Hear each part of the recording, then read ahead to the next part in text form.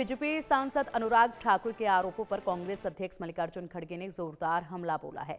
उन्होंने कहा कि या तो सबूत पेश करें या फिर सांसद का पद छोड़ दें। उन्होंने ये भी कहा कि 1 इंच जमीन पर भी कब्जे की बात साबित कर दें तो मैं इस्तीफा दे दूंगा।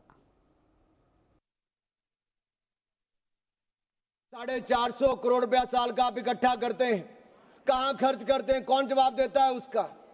एक एक रुपए का हिसाब आपको देना चाहिए था। क्या किसी मस्जिद का पैसा आपने लिया? क्या किसी वक्फ बोर्ड का पैसा आपने लिया?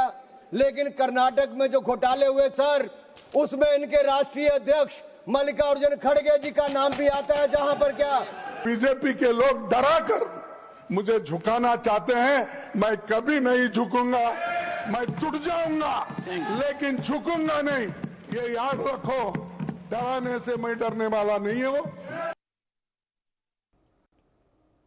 चुनाव से पहले बिहार में वक्फ संशोधन बिल पर घमासान मचा हुआ है। जेडीयू और आरजेडी के बीच जबरदस्त जुबानी जंग देखी जा रही है। हम मुद्दों की राजनीति करते हैं, धर्म की नहीं, ये संजय यादव ने बयान दिया है। बिल से जेडीयू को चुनाव में फायदा होगा, ये संजय झा का बयान आया। संजय झा ने कांग्रेस पर भी जोरदार हमला बोला है। एक के बाद एक तीखे प्रहार एक दूसरे पर तमाम राजनीतिक हस्तियां कर रही हैं। जाहिर सी बात है, हर कोई इस मुद्दे को अब जो है पूरी तरीके से पकाना चाहेगा चुनाव के लिए। और ऐसे में ये जो एक दूसरे पर तीखे हमले किए जा रहे हैं, इनका कितना रंग चुनाव के वक्त देखा जाएगा, ये भी देखने वाली बात होगी। फिलहाल यहाँ पर जुबानी जंग काफी तेज देखी जा रही है। समावेशी विकास, बिहार का चुनाव तो एक तरफा है। महागठबंधन जीतने जा रहा है।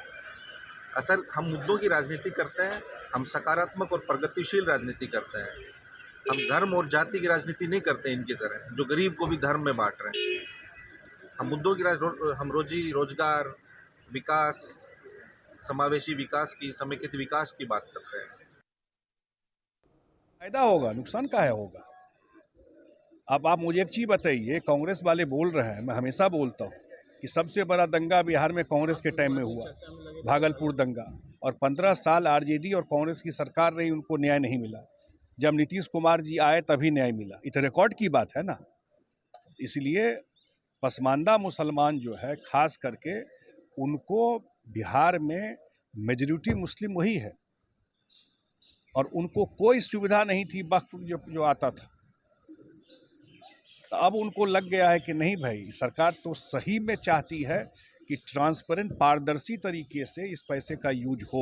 आप सर्वे करके देख लीजिए ना कि जितना प्रॉपर्टी है वो प्रॉपर्टी किस तरह और कौन लोग उसको यूज करते थे, क्या वो चैरिटी काम में आता था, तो सामने में आ जाएगा। आज मैंने सुबह फ़ोन किया तो बताया कि मेजॉरिटी दरभंगा में जो वक्फ वाला पे जो दुकान है, वो मस्जिद से लेता है 2000-1000 रुपया में, और 25,000 उस दुकान से किराया लेता है, घर लेके जाता है।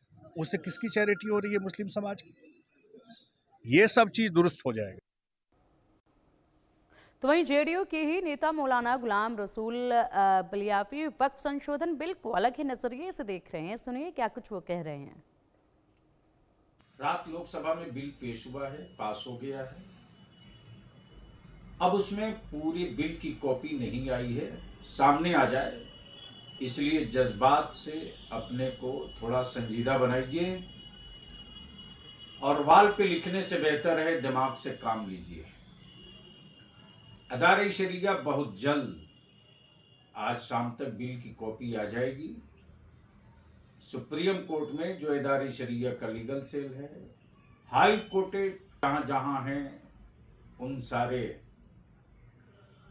अदालतों में जो लीगल सेल है अदारे शरिया का, फिर दानिश्वरों का, उलमाए ज़वील एहतराम का, खानकाहों के सज्जादागान की एक मीटिंग बहुत जल्द होगी और पूरी ताकत के साथ उस वक्त तक अदारे शरिया लड़ेगा अपने उलमा अवाम को लेकर, जब तक के पुख्ता और मुस्तहकम औकाफ के अमलाक के तहफ़्फ़ुज़ की राह में निकल जाए। इसलिए मीटिंग बहुत जल्द बुलाई जाएगी, सिर्फ वाल पर लिखने के लिए नहीं, व्हाट्सएप फेसबुक पर सिर्फ ताना देने के लिए नहीं, मैदान अमल में उतरने की हिम्मत रखिए और मीटिंग में जब खबर दी जाए तो आइए।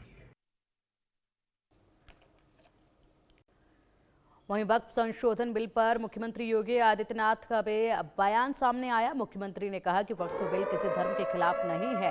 विपक्ष ने वक्फ बिल पर भ्रम फैलाया है। वक्फ बोर्ड भूमाफिया बोर्ड बन गया है। वक्फ के नाम पर प्रयागराज में कब्जे किए गए। यूपी में माफियागिरी नहीं चलेगी।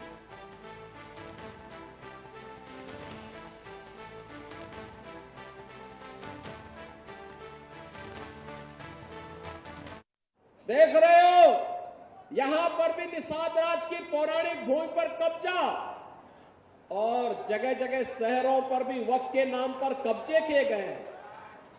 अब तो हम प्रधानमंत्री जी के प्रति आभार व्यक्त करते हैं। देखा ना, वक्फ बोर्ड ने कैसा मनमानापन उस समय बयान दे रहे थे। जब हम कुंभ का आयोजन करने जा रहे थे उस समय वो बयान दे रहे थे कि प्रयागराज में कुंभ की भूमि भी वक्फ की भूमि है। अबे हमने कहा ये बोर्ड क्या भूमाफिया बोर्ड हो गया क्या? भूमाफिया प्रदेश में नहीं चल सकते। माफियाओं को तो हम पहले ही विदा करा चुके हैं प्रदेश से।